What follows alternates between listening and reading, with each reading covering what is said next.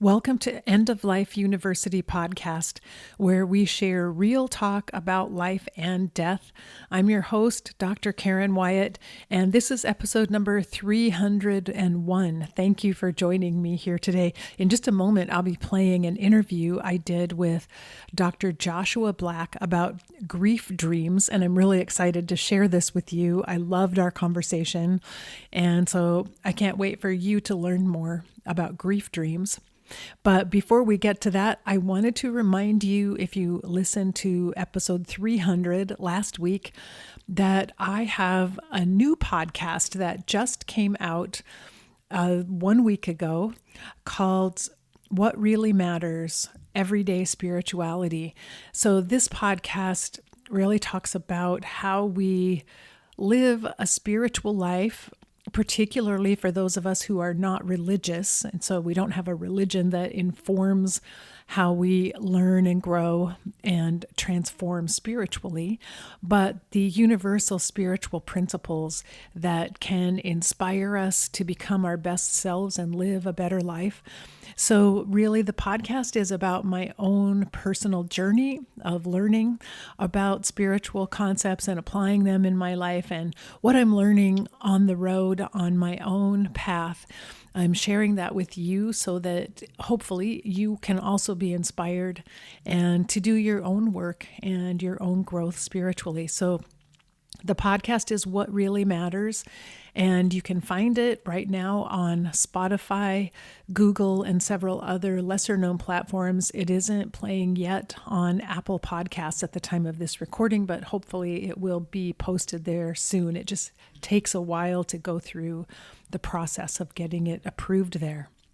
So check out What Really Matters, especially if you're interested in some of the spiritual lessons that we learn by facing up to death and our own mortality.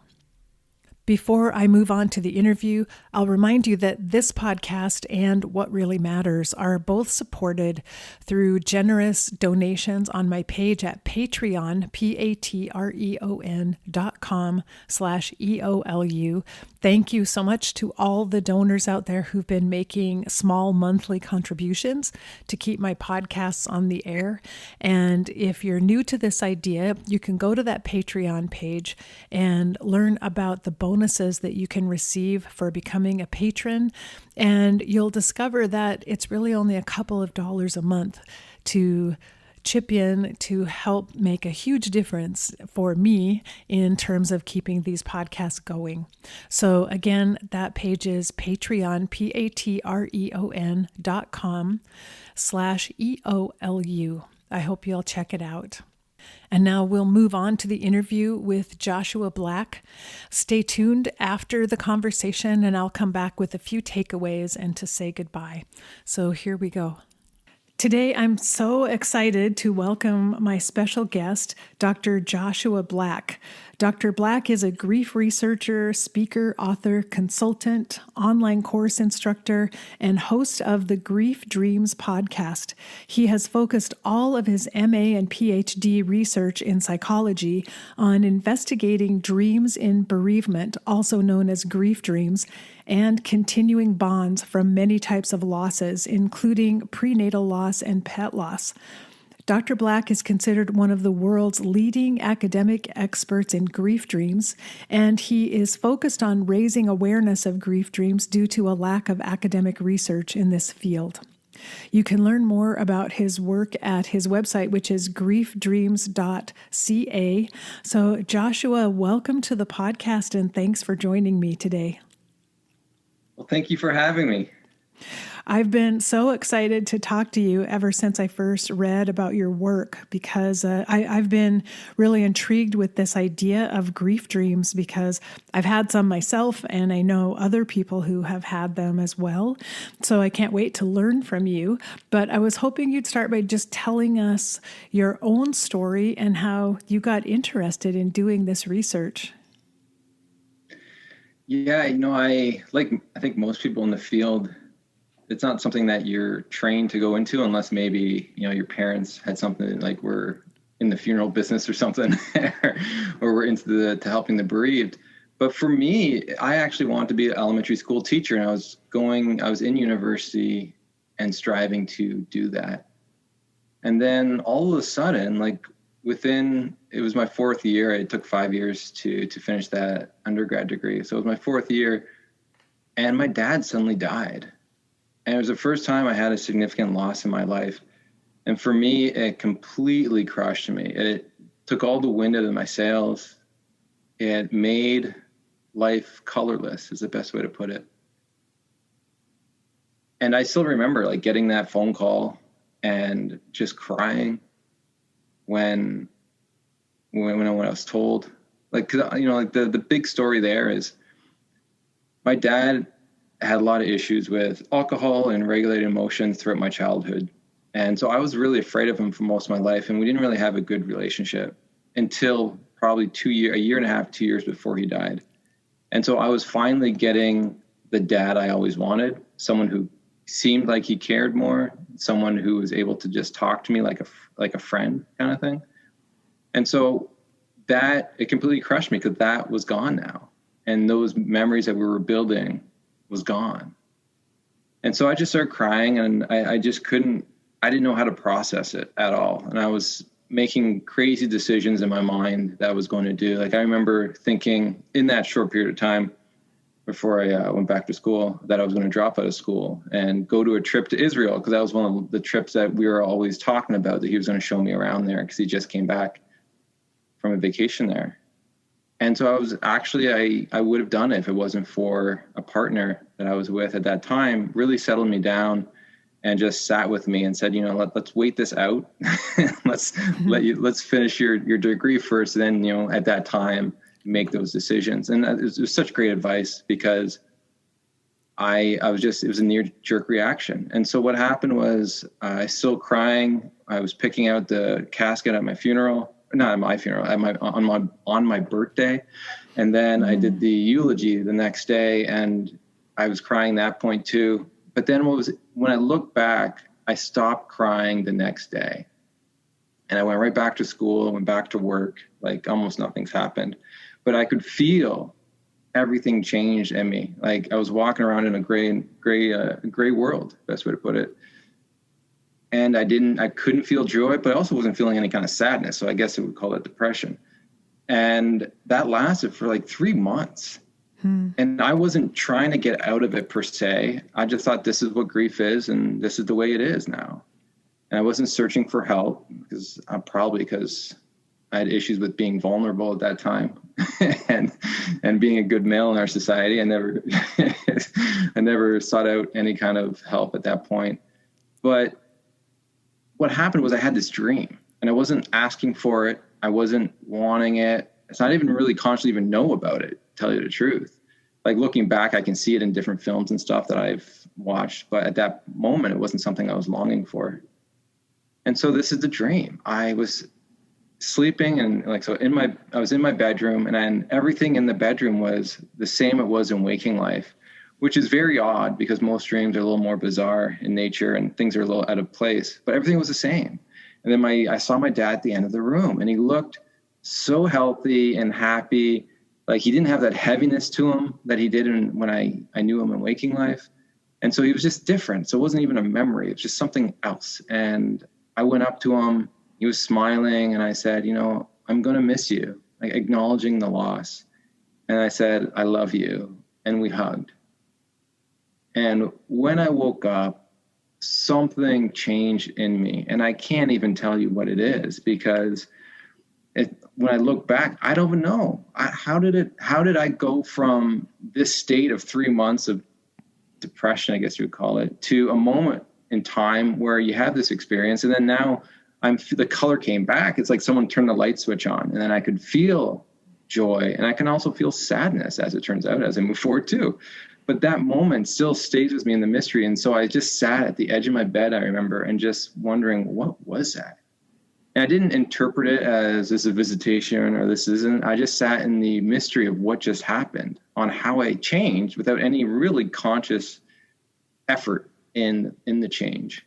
And when I look back now, like after doing like a lot of research and understanding the grief journey, I can see different parts that would have really helped me and what was probably blocking me from my grief. And so the first one was not being able to say goodbye to him was a big aspect of my loss and my grief journey. And that gave me that opportunity. And then also I never told him I loved him. And the last time probably I did that was maybe when I was 4. And so it was just something we never said to each other. I never heard it from him and he never said it to me, like when we were older. So that really showcased to me the importance of also voicing our love to others. And it changed me. I've seen this also as we move forward with other dreams, the importance of love in these dreams. And so that was a dream. It changed me. It completely changed me. But I wasn't, at that moment, I didn't say, you know what, I'm going to research this stuff because it's so interesting. What happened was I kept it and I kept it mine. I didn't share it with anyone. And I just finished school like I was planning on doing. And then when I got to become an elementary school teacher, I declined. And I didn't know why. I just didn't feel right at that point. And I think maybe because my dad really wanted me to become an elementary school teacher. I didn't have that pressure. But I think maybe there's something deeper in me that just knew there's something else for me. And that's when I decided to volunteer with the bereaved to try to to have some meaning in life, because I didn't know what I was going to do, but I know I wasn't supposed to be doing that. And that's when I started hearing these questions from the bereaved, which I never really asked because I didn't say I had my own experience, but I never really asked any questions about it per se. They were wanting to know why they didn't have dreams and wanted to know, why they're dreaming of it in such a certain way or why it was negative. And they're telling me concerns they had or dreams other people were having or sharing these positive dreams. And when I went and looked at the research to try to help some of those people out, there wasn't anything there I could give them. So that was the moment where I said, should I do this? Because I'm already looking for meaning in my life. And I'm like, well, this could actually tie in with the grief stuff, but also I'm really intrigued because I had my own experience. And so once I gained the courage to change my identity and say, you know what, I'm going to try to be a researcher now, which is, I don't know if people understand how much effort and how much courage that took in me, because I was so afraid I wasn't good enough, because I never wanted to learn the statistics or research methodology. So I'm coming in or wanting to join a program knowing I'm 2 steps behind everyone else and what they expect. So once I found the right supervisor to be able to do that, it was a challenge, but I got through it, as you can tell. Wow, that's such an interesting story. And I love hearing the details, even of the dream that you had, and the fact that it was a relatively simple dream, and yet it changed everything. And as you said, it addressed some of the unfinished business maybe that you had as part of your grief process. And it's just amazing how perfect the dream was to help you to give you what you needed at that time. I know, right? That's the beauty of it. And it wasn't like something, even if someone said create a dream, I never would have created that dream, So it's like, I don't know what it was, but it was different than a lot of other dreams I've had. And it still sits in the mystery. And I'll remember that to the day I die. Because it was such an important aspect of my life and who I am today. Yeah, I definitely remember I had a few dreams of my dad, and he died by suicide, which was very traumatic. And it took a few years before I actually had a dream of him. But it was so powerful for me. It's vivid still in my mind, every part of it. And they were short little dreams, nothing like epic, no saga or a long story, just a short interaction. But it was so, so powerful. Can I ask you what the dream was, or what was the? Yeah, the first dream that I had, which when you said that the dream itself was fixing what had been blocked in your grief process, I realized that just now, as you said that, oh, that's what my first dream was about. It was so simple. I just saw my dad. He was in the living room that I grew up with, the way it was decorated, the wallpaper that was on the wall and the furniture that was in the living room of their house. And he looked much younger than he was when he died. And he was just happy. He was full of light and vibrant, had so much beautiful energy around him. And he just reached his arms out to me and hugged me. And that's something my dad had never been able to do when he was alive was to actually give hugs. He was really uncomfortable with physical touch. And so two things that I needed to know in my grief process. One, is he okay? Because he died by suicide. And there was still always that question, like, what happens when someone ends their own life? You know, is he okay, or is he in a horrible place right now? And then, did he really love me? And so, yeah, that dream completely provided me with those answers, which was crucial for me in moving forward in my grief process. Wow, that's so beautiful that you had that experience. And you said it's unfortunate that he died in such a tragic manner.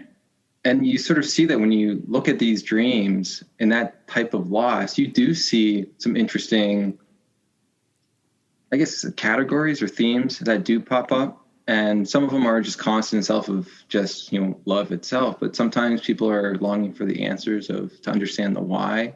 They sometimes will get the deceased saying that, or the deceased apologizing in different ways to them. And so it's really, it's fascinating to sort of see just what we need to work on in our lives and how these dreams do help us. Because I learn a lot about grief by looking at these dreams, more so than just asking about grief.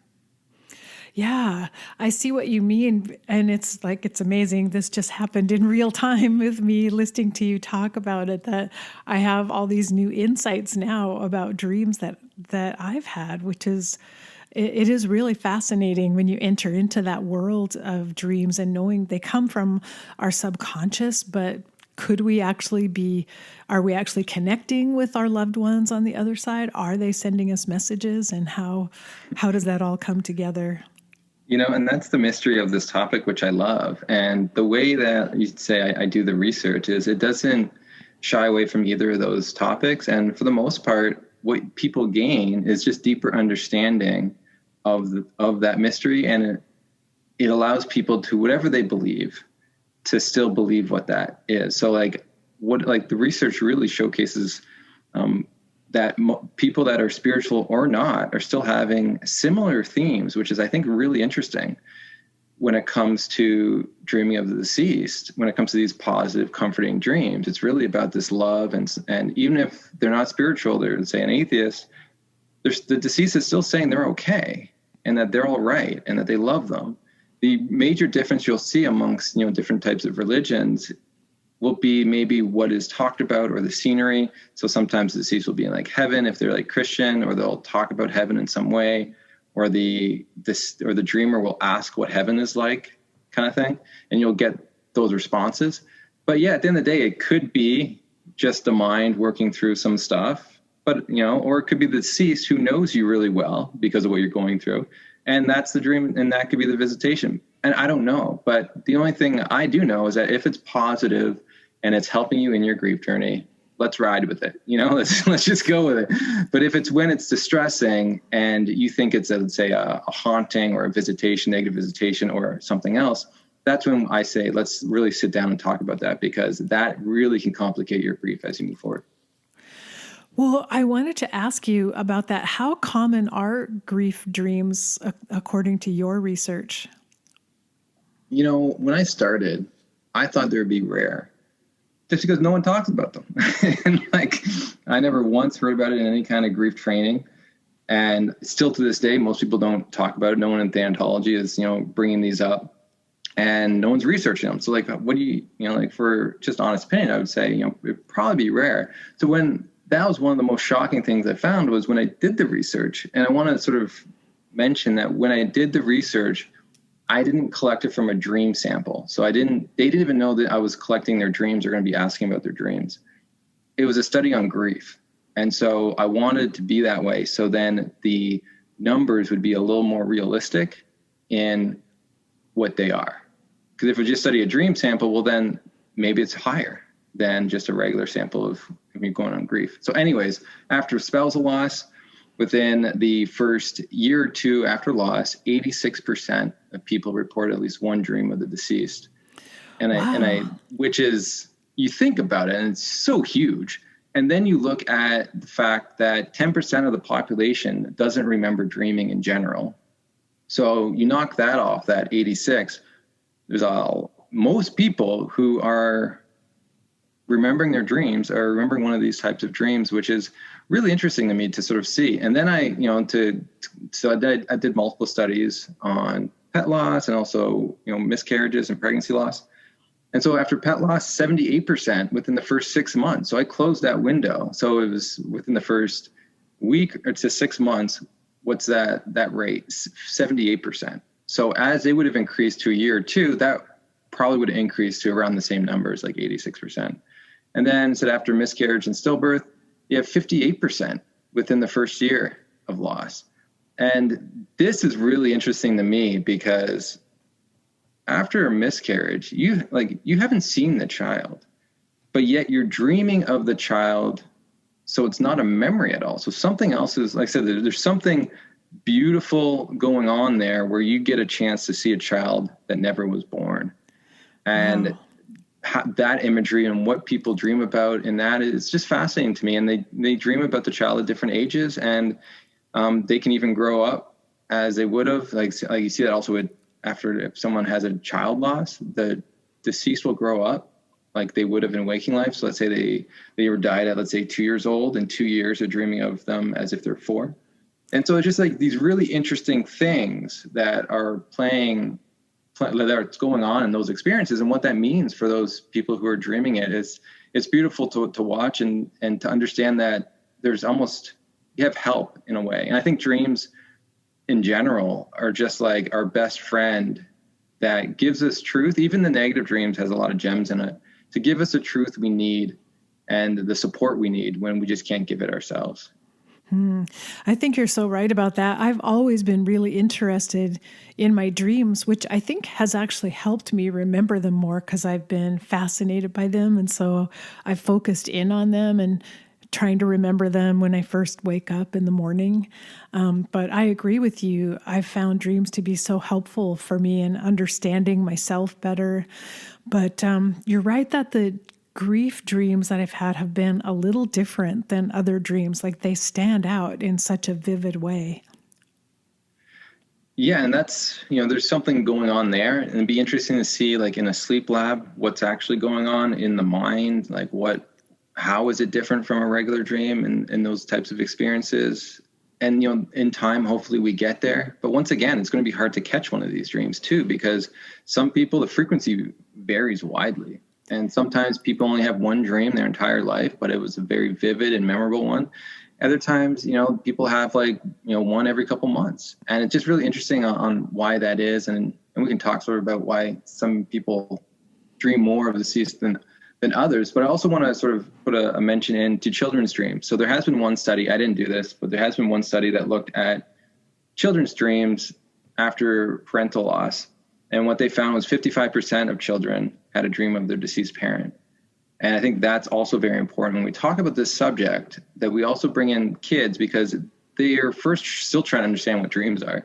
But these dreams can also complicate their understanding of death and also their grieving process. And many of these children had positive dreams of the deceased. But what's interesting is even those positive dreams are very distressing on them for different reasons. Just because of their interpretation of the dream. And I think that's sort of, when we talk about these dreams, there's the dream itself and what that can do. And I believe the dream itself does its own thing beyond interpretation.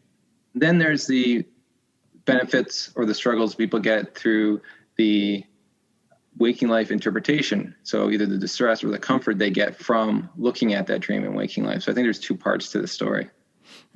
Yeah, that makes sense.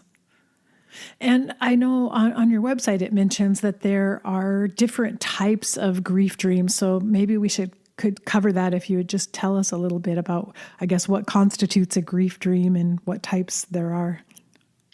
Yeah, so we talk about it before loss or after loss. So I really kind of, the more I hear about the topic, the more I have to relook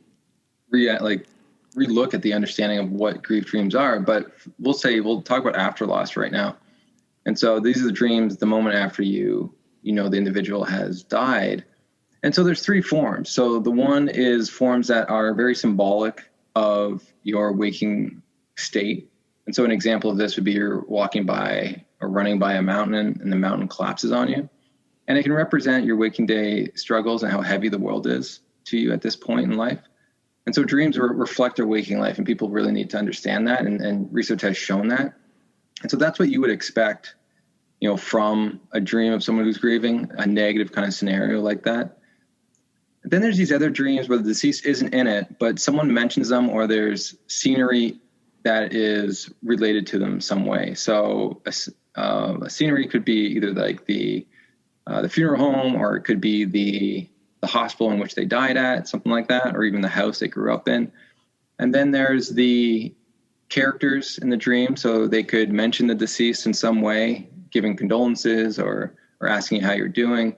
It could be, I've seen God, Jesus, angels, also letting them know that the deceased is okay. So like they're bringing in that. And then the last one that I see is what everyone really wants to talk about is these dreams with the deceased that are present. And so this can be in human form. I've seen, dreams that they were a cloud talking, they're an animal. Also, they're just talking through a phone is another thing, or some other object in the dream. So sometimes they're physically present, sometimes they're not. And so those are the dreams, after someone knows they're lost. And I'm just going to put in the fact that there are these dreams that I haven't looked at in a sense of research base, but you get them as you collect the data. And so they're not even like trying to like say, this is what it is, or to try to like whatever. It's just, it comes through just collecting these dreams in general, and just from people coming on my podcast.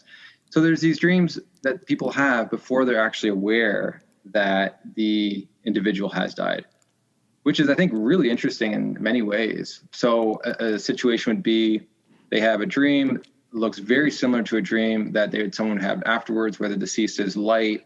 It's a very loving dream. The person's saying goodbye, something like that, and they love them. But yet when you ask the person, they didn't know prior to bed that the person has died. And when they wake up, they'll get a phone call, or they'll call someone to sort of see, and then they find out that the individual has died. And so for me, it kind of like makes me sit in the mystery of life. And then maybe there is a connection that we have with one another that goes beyond, Instagram and and the phone, but there's like a bond that's shared across time. I think that's kind of interesting to just think about, because like I know parents in general, like they would say there are moments in life where they just knew something was wrong with their child, and they called and there was. And so maybe there's this cord that we have with each other that, is like almost like a telephone in a way that helps us understanding. Or as someone would say, it could be a visitation dream. Either one is just fascinating in general, because it just allows us to realize we just don't know enough about what goes on in the human form, like who we are. That is still a mystery, and there's still stuff that we need to learn about. And then there's these anticipatory grief dreams. So these are dreams where someone knows someone is dying, and they're having dreams that resemble that in some way. I know A Monster's Call, it's a movie and a book. It's really basically all about an anticipatory grief dream that a kid's having. And so like this is also something to be aware of, because those dreams can really impact the individual's grieving process. And if we can look at those, we can help them work through some of that grief, so they can spend a more peaceful time one-on-one with the individual as they pass. Wow, that's really fascinating. And as you're talking about those anticipatory dreams, during my years in hospice working with dying patients, a handful of times, and this only happened with patients that I felt a particular closeness to, but I would have dreams about 2 weeks before the patient died. I would have a dream in which I would see the patient in a totally healthy, healed form, in a way full of light, like you were describing, and not at all looking like they looked as our current patient. And even people, I'd never seen them when they were younger. I didn't know what they looked like when they were younger, but I knew somehow this was the person. And oftentimes they came with a message, either to say thank you or everything's going to be okay, something like that. And I felt, when it happened, I felt like I'm supposed to communicate this to the family, because like for some reason the dream came to me, and that maybe the family wasn't able to receive the dream at the time. So I felt really motivated, like I needed to tell them about the dream, which was really frightening for me to actually tell someone I had a dream about their loved one. But I did because it was so powerful. Come on, you didn't. Tell them? Did? Wow. That takes so much courage. Congratulations. I was just sort of say, wow. I did tell them because it was, the very first time it happened, I attended the person's funeral, and during the funeral, the minister said, I'd like to offer a time for people to come up here if they want to say something, or if there's a message they need to communicate to the family. And no one went forward. And he said, I know there's someone here who has something that they need to share that would really help the family. And I felt like, oh my gosh, I feel like he's talking to me, because the dream I had was so beautiful and so sweet about their mother. And I felt like, how would I deprive them of hearing about this dream and keep it for myself?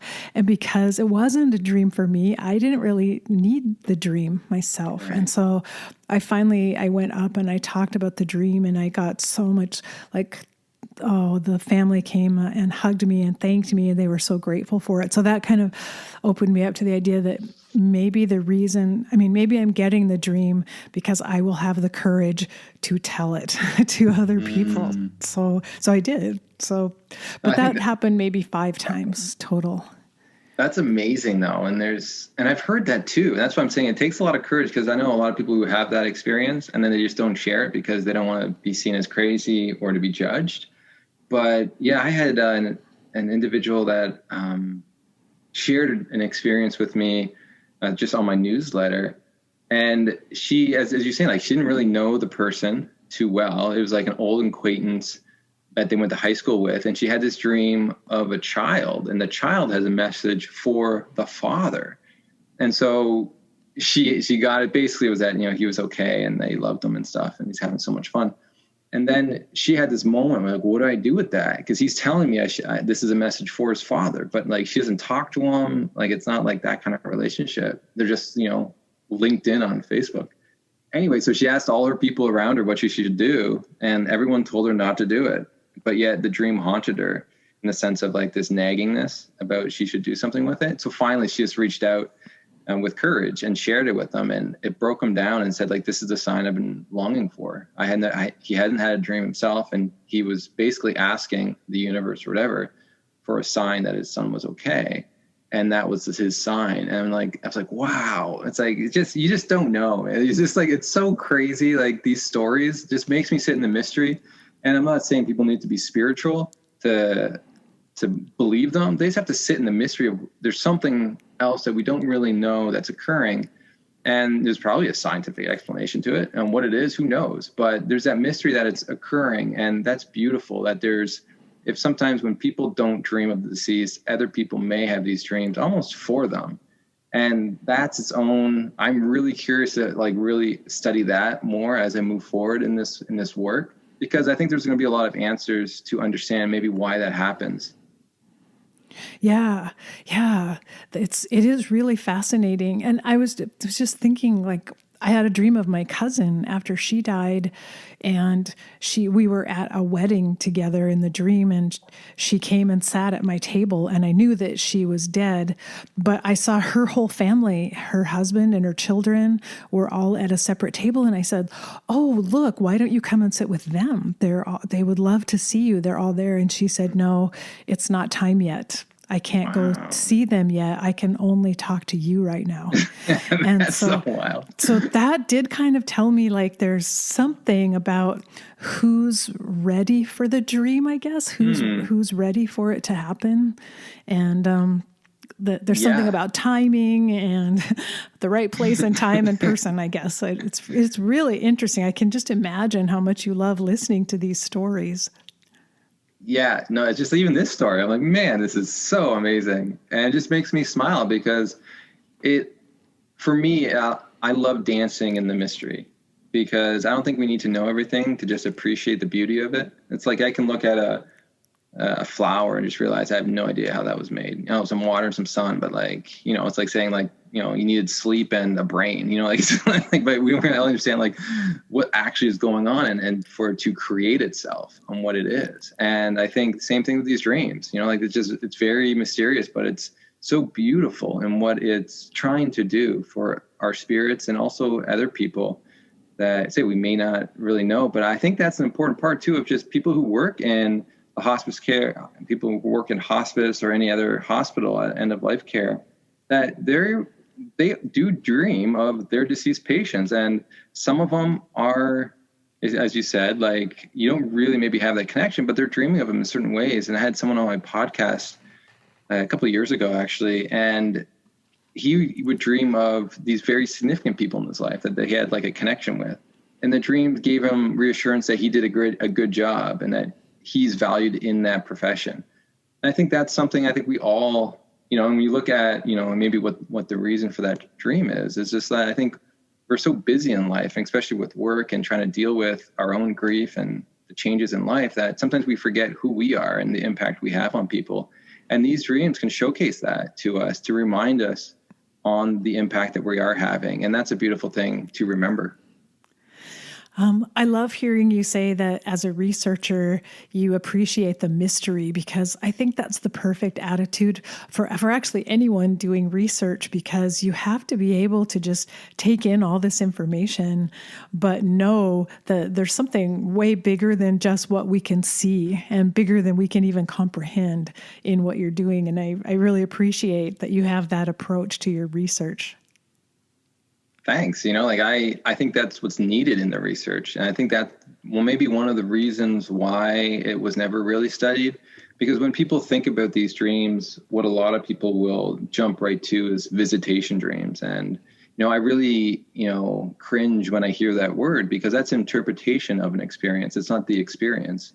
And when we start labeling something like that, other people, say researchers who, I would say that there's not when people are researchers, especially in psychology, there's not many people who are spiritual in that field. So there may be like, oh, why would I do that? Like, it's just going to cause people to think that I'm studying visitation dreams or something. And, and at the same point, it's like you're minimizing what it actually is. There's like this huge landscape that I've seen, and I didn't know, like, really starting out, but it's really when I started doing the research, I really realized how big this landscape is.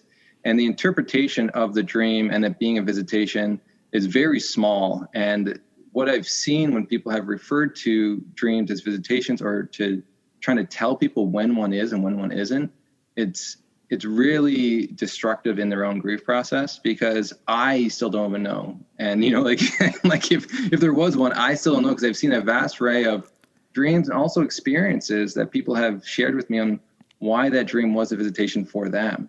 And then someone else who has a similar dream would say, no, that wasn't. And so it's when we start labeling and boxing things in, it's very difficult. And so when someone asks me if I like what I think of the dream, I just sort of ask them, what do you believe? Because that's the most important thing. And if you don't know, that's okay. Let's just sit in the beauty of it if it's positive. But people who also have negative dreams will also see these dreams as hauntings or negative visitations. And people forget that when you start labeling a specific dream as something, people will take it, all dreams are like that then, or all dreams mean that. And we really have to teach people discernment in this field and in this, when we look at dreams. Yeah, and I wanted to ask, how often do you see people who have had negative dreams? This is the interesting part. So when you look at dreams in general, like the research has shown that people will more likely dream something negative than positive in their sleep. And the reason for that is because people are just consciously worried and stressed in life. And so, the dream is really trying to digest that stuff. Also, what you listen to and what you watch before bed has an impact in what dreams you have. So, dreams can have this very passive quality to it in the sense of our waking life. So the things that just go on will filter into our dreams. And after trauma, research has shown that dreams in general are even more consistently negative. And they'll have even more nightmares, with that. So you would think after grief, so after someone's died, it can be very traumatic in nature, but it'd be somewhere in between. And so, but what's interesting, when you actually look at the data of all those people that I've sort of surveyed, what's interesting is when the deceased is in the imagery, something is different, because these dreams tend to be positive in nature by like a landslide. And that is so surprising because it doesn't go with the traditional dream research. So there's something else going on here beyond what we know or what we can really understand. And so just say for an example, like after like spousal loss, it was like around 92% of people who had a dream had a positive dream, and around 40% had a negative dream experience. But what's interesting is those who had a negative dream of the deceased, so this would be like them dying again or chasing them, something like that. They also had a positive dream in the time frame. And I need to do more longitudinal research to understand when those dreams occurred. But my theory is people would have more of these negative dreams in the beginning of loss as they're trying to process their grief. And then as that grief is processed, they have more of these positive dreams. Then the same thing with pet loss is around 90, I think it was 91%. That had a positive experience, and around 25%, I believe, it was a more negative experience that they had. So once again, completely, different than what I would have expected going in. Even though I had a positive dream, I would have expected more people to have negative dreams of the deceased. So there is something different going on here. And I think this is where the people sort of say, well, it must be out of this world, right? It could be, or it could be that something else is going on to help us work through and survive this crazy life that we're a part of. Yeah. And from what you're saying, it sounds like dreams can evolve and change. Our grief dreams can evolve and change over time, perhaps as our grief process is evolving. Yes, it's so true. And you see this actually just with interviews and just with conversations I've had with people. Even my own dreams have changed like that. And so in the beginning, these dreams really reflect and try to help you work through your grief in some way. And there's many things we could talk about with that, by, really processing the trauma of the event, maintaining these continuing bonds that are very beneficial through loss, or even helping you with like these grief issues and regulating some emotions. That really what happened with me, right? But then as you work through and start to heal through some of the loss, what's interesting is these dreams will start to appear more when you're stressed and you're dealing with something in waking life that isn't related, quote unquote, to the death anymore. So this may be a divorce that's going on. And so the people will have a dream of comfort from the deceased, reassuring them in some way, or even like the pandemic. So there's been a lot of activity and a lot of conversation about dreams in the pandemic. People have to understand that you're missing a huge conversation about this, is that a lot of people are having dreams of the deceased in the pandemic as a way of comforting them and to survive this craziness that we have. So a lot of people are finding that they're just spending time with the deceased. So there's like increased dreams of just being together. And I can see how that will play if someone's especially lonely and they're sort of trapped in their house or something. These dreams can be very beneficial to get through the day and to get through these really dark times. Other dreams of the deceased would even help problem solve the situation and refocus their attention, or even I've seen a dream where an individual just was checking in to see how the person was doing in the pandemic, which is, I think, amazing. Wow. And then from there, you move forward, and at end of life, you'll see these dreams again too. And the difference is these dreams will help individuals, as you probably already know with the hospice stuff, that they help individuals transition from life to death, to be able to let go a little more easily. And for those people who are spiritual, to know that they're going to be someone there waiting for them when they die. So it's really interesting on how they change over time also. And so this is just the mysterious world of grief dreams. Wow. It's just so fascinating to hear about it and learn about what you're seeing. And I'm sure it's really interesting putting all of this together, but I'm wondering, why do you think it's taken so long for anyone to start studying this and to really look into these grief dreams? I'm still asking that question. I don't know, but all I know is maybe the world, time, I don't know how the world works, and I don't know when things need to appear. But when you look at just, dreams and visions at the end of life, well, that's starting to get some traction right now, which is very interesting because the people at, the Hospice Buffalo, mm-hmm. they're like 20 minutes away from where I studied these dreams. And that for me, it's just a weird, in anywhere in the world that these two topics could be talked about, they're like right beside each other. Wow. and we didn't know about each other when starting. And so wow. I think there's maybe a moment in time where these things are just needed for our culture.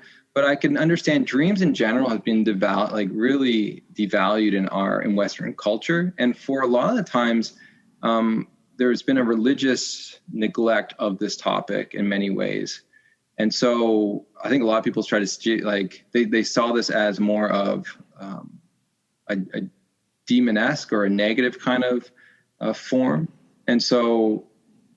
And that could be because a lot of people probably just had nightmares in general. But because a lot of people didn't understand these dreams, I can see them demonizing them. And you see that through just, throughout time. And then I think because, when it comes to this maybe researchers, where does the funding go? Who's going to fund this study? Because many people, when they look at the study, they jump to a spiritual aspect or something like that, but it doesn't really you don't have to look at it through that lens. You can just look at it as from a psychology perspective and what's going on here. And so I think that's probably part of it too, is the funding and just someone maybe having the experience at the right time. And for me, it was right before, a career decision-making moment. And other people, I think when they go into school, they already sort of have, or they go into their PhD or master's, they already have an idea of what they want to study, and if it's attachment or whatnot. And it kind of separates itself from doing something unique and pioneering the field. And the other big area, another issue on that, is you got to find someone that will do this research, allow you to do this research. And if you're in, let's say, I don't know, some other, you're going to try to apply to a program, you're trying to do something that the professor, your supervisor, already does. And you're trying to my supervisor sort of always said, most people just, when they go to a PhD, they're finding new things, but they're just cleaning up the street that's already paved ahead of them. And so that's like finding a professor and you're cleaning up some of their work and you're developing some new things. But she said, with me, there's no pavement. You're just knocking down trees and making your own way. And, there is beauty to that, but you needed someone that was able to do that. And I was just so lucky.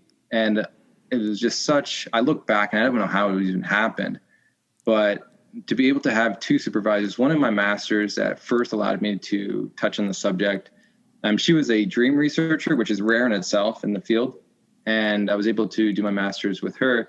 But the PhD, the supervisor, she dealt with trauma, and it relates kind of, but at the end of the day, it was beyond anything that she was even doing. But she was also retiring, which had a caveat in there in the sense of, I think that's maybe one of the reasons she gave it a shot, because she's not trying to get tenure, because one of the things with a professor is they also will get their name on your publications. And so whatever you do, they're also tied to. And so, but this, she's retiring. She doesn't care. She had her own dream that really made her interested in researching the topic herself. But I don't know if she was in her third year as a prof or 10th year as a prof, if she would have really even done that either. So it's just the things lined up for it to now be a thing that people can now, I think, have the evidence to then support why they should be doing this as they move forward in research. But anyways, sometimes it just takes one person to be able to actually spend a lot of time on it before other people say it's safe.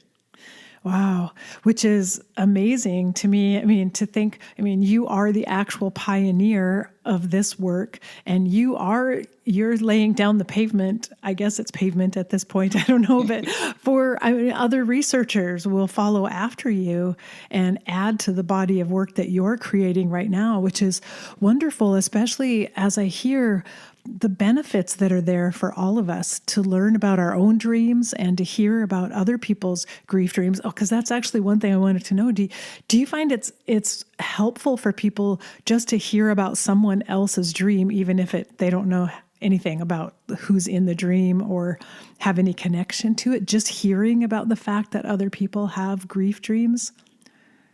I think so. And it really depends on what it is, right? Because you collect both, right? You see negative dreams. If you don't know what actually is going on, it may scare you.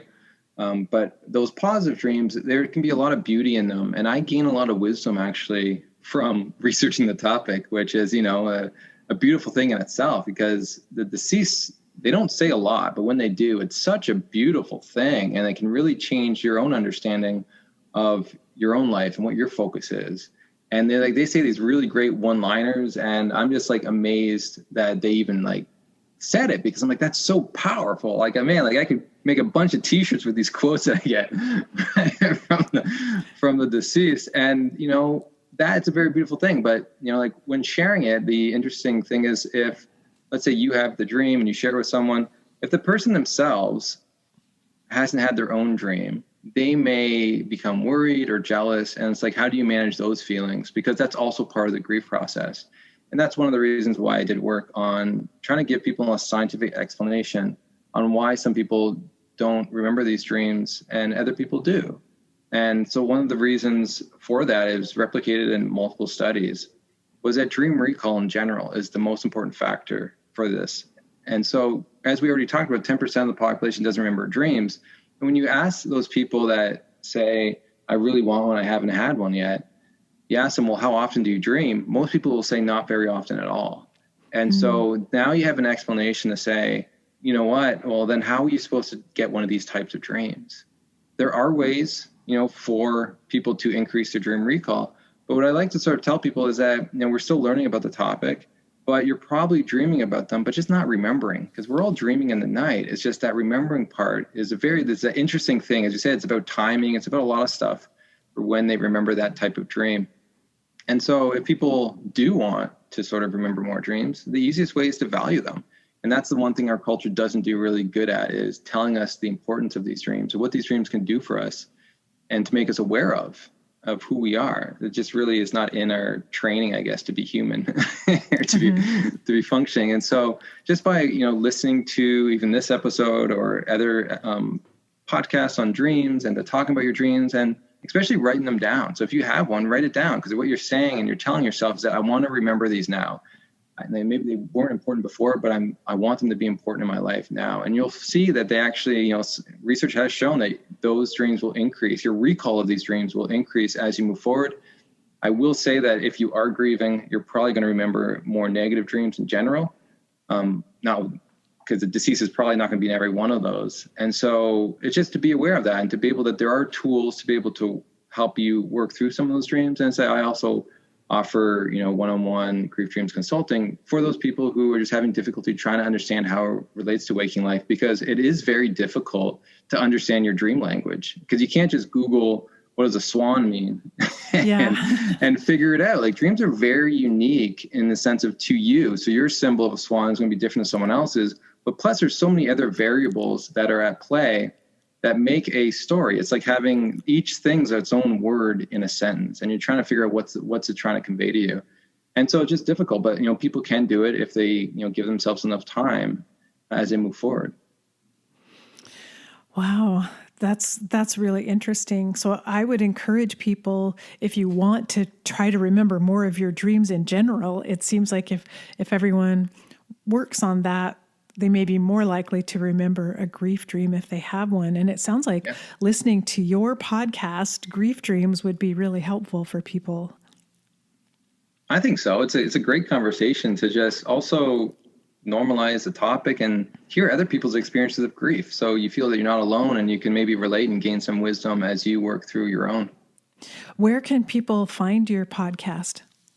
Well, really anywhere. There's a lot of links. If they go to my website, griefdreams.ca, a lot of stuff is on there. And if they really are interested in the topic itself, I developed an online training course for people to really gain the insights needed to understand how these dreams reflect waking life, and how to bring up the topic if they are a clinician or someone who works with the bereaved, to sort of feel confident to be able to do this. So it's 9.5 hours. It takes some time. But it's there now. And so if people are really interested in the topic, that's the place to go to. That sounds really helpful for people who are working with patients and families dealing with death and loss, to be able to have an understanding at least of dreams, because I would think if we're all open to hearing about dreams, that we're more likely to help people feel comfortable talking about them. It's so true. And I think one of the biggest issues when it comes to why aren't people or researching this more often, people aren't asking the question. If people ask the question, if researchers even ask, like people who spend time with the bereaved, just ask the question, they'll be shocked to hear the answers. And you're like, why didn't you share that before? Right. And a lot of people keep these hidden for multiple reasons. And that's sort of, I don't know if I really said it, but because a lot of people fear judgments on what other people view it as. So if someone who's not spiritual tells a dream and someone says that it's a visitation, they close up and they don't want to share that dream ever again. And vice versa. If someone is spiritual and they tell someone who's not, and they say, oh, that's just a reminder, you're not over your loss, that closes them up and they don't want to share it again. So it's really about providing that safe space for people to ask the question and to hear and to see what impact that has on the individual.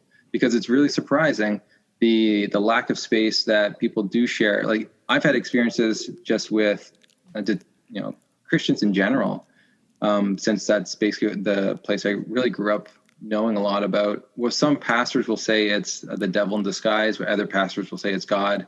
And so there's this unknowing of how to really even talk about the subject in religions because of the vastness of the experiences that people can have. So, but the biggest thing is to really just try to ask the question and to not judge the response.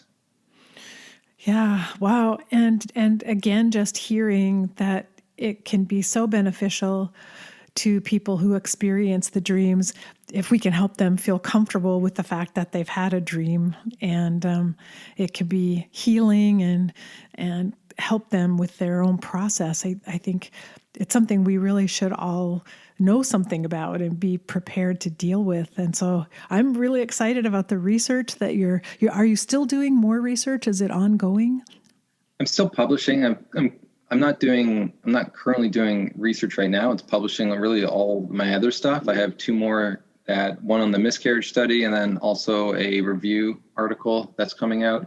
And then right now I'm just like collecting some pandemic dreams just to sort of see the landscape of what's going on right now. And hopefully, as you said, like I move forward in the future, I can start doing this research again. But right now I can continue to do research, but my goal isn't about doing more research. I hope other researchers will jump on board. My goal now is to disseminate the research as best I can so people can understand the importance of that and be able to ask those questions. And like, people just need to understand, like, people aren't trained in this subject in any kind of thanatology program and any kind of bereavement training. And so like, that's my goal, because the base of the research is done for it to be valued. Now my goal is, how can I get the world to value it? And so that's where my focus is right now, more than actually I need to do more research. I think it will come, but my goal now is to let's talk about the subject in the world. Well, I appreciate that. And that's why you're willing to come on podcasts like this and share this information with us. And so I'm happy if I can play some small part in helping you increase that awareness.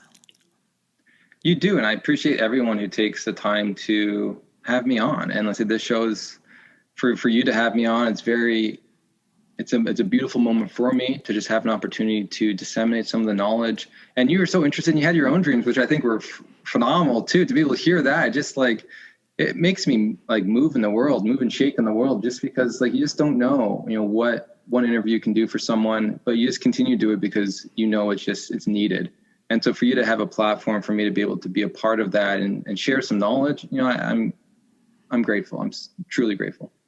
Well, I want to remind our listeners to check out your website, griefdreams.ca, and find out how you can learn more. Listen to Grief Dreams podcast. Maybe you want to take the online course or do some one-on-one consultations. And I wish you all the best, Joshua, as you bring your message forward to the world. I appreciate that. And thank you for everything that you do. Oh, you're welcome. And hopefully we'll stay in touch. Of course. You have to tell me if you get any more of these dreams. Yeah, for sure. I will. All right. Take care. Bye. I hope you enjoyed my conversation with Joshua Black. I'm really fascinated by this idea of grief dreams. As you heard, having had a number of them myself, and there have been even more than the ones I talked about in this episode. But I think it's a very promising field of research because of the fact that grief dreams are so hugely beneficial to the people who have them and really help soothe grief when they occur. And I liked his suggestions for being more likely to remember dreams by just paying attention to them and by setting the intention that I want to remember my dreams when I wake up, and then keeping a dream journal handy at the bedside so you can write down the dream as soon as you have one. And the more you do that, the more it helps you get in the habit of waking up and holding on to those little threads of memory from whatever dreams you were having so that you can record them. And also the fact that he said, don't be afraid of negative dreams, because we might shut down our own dreaming process or our remembrance of dreams out of fear of having a negative or frightening dream. And I think we should view our dreams as helpful aspects of our psyche that are pushing us toward healing and growth, and not be frightened by them. So anyway, I hope you'll start listening and watching for your own dreams that may come up that are helpful to you. And also check out Joshua Black's podcast and take a look at his website so that you can learn a little bit more about grief dreams if you're interested in that. So tune in to this podcast next week for another interview. And if you're interested, check out What Really Matters on Spotify and Google and see if you like the content that I'm posting there as well. Also, if you enjoy this content that I'm sharing here, consider recommending it to other people or sending someone an episode that you think might be helpful to them. You can also help out the podcast by subscribing on whatever platform you happen to listen on, and then leaving a rating and a review for the podcast so that it gets shown to more people who are searching for this kind of content, and helps us grow our community of people who are interested in improving the way we manage the end of life. So until next week, remember, we're here for love. So face your fear, be ready for whatever life may bring your way, and love each and every moment of your very precious life. Bye-bye.